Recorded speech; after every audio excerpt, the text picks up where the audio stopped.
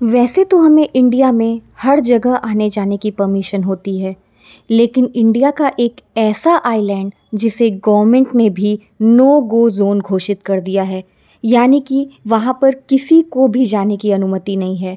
मैं बात कर रही हूँ इंडिया के अंडमान आइलैंड्स की, जहाँ पे एक नॉर्थ सेंटिनल आइलैंड है, जो कि एक काफ़ी मिस्टीरियस और डेंजरस प्लेस है, जहाँ रहने वाली ट्राइब्स आज भी बाहरी दुनिया से पूरी तरीके से कॉन्टैक्टलेस है।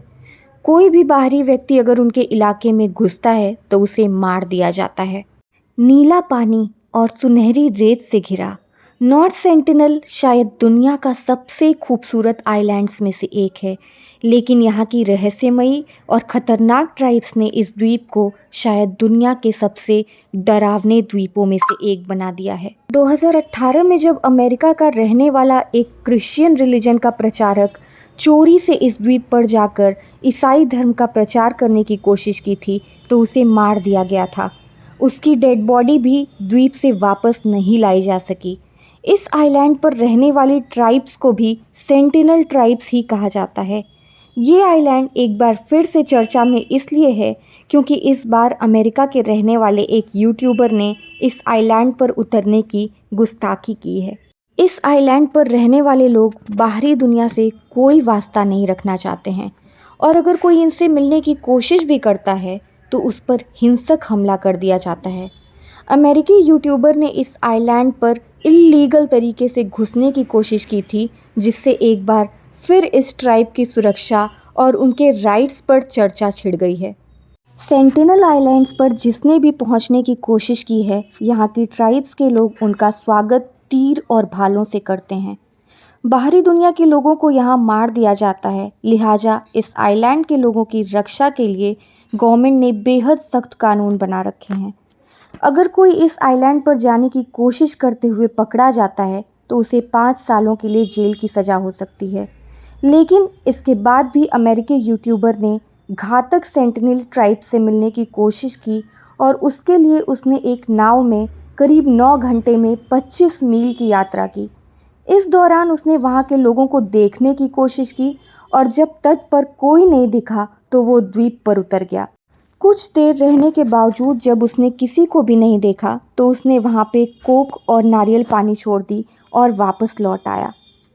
इस यूट्यूबर ने सेंटिनल आइलैंड पर पहुँचने की ये तीसरी बार कोशिश की थी, जबकि अंडमान के जिस होटल में वो ठहरा हुआ था उसके कर्मचारियों ने उसे किसी भी हाल में सेंटिनल आइलैंड पर नहीं जाने के लिए कहा था।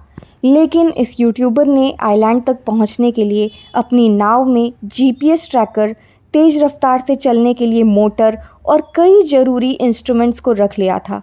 आइलैंड पर पहुंचने के बाद वो करीब 5 मिनट तक वहां रहा, और किसी को भी नहीं देखने के बाद वो वहां से लौट आए।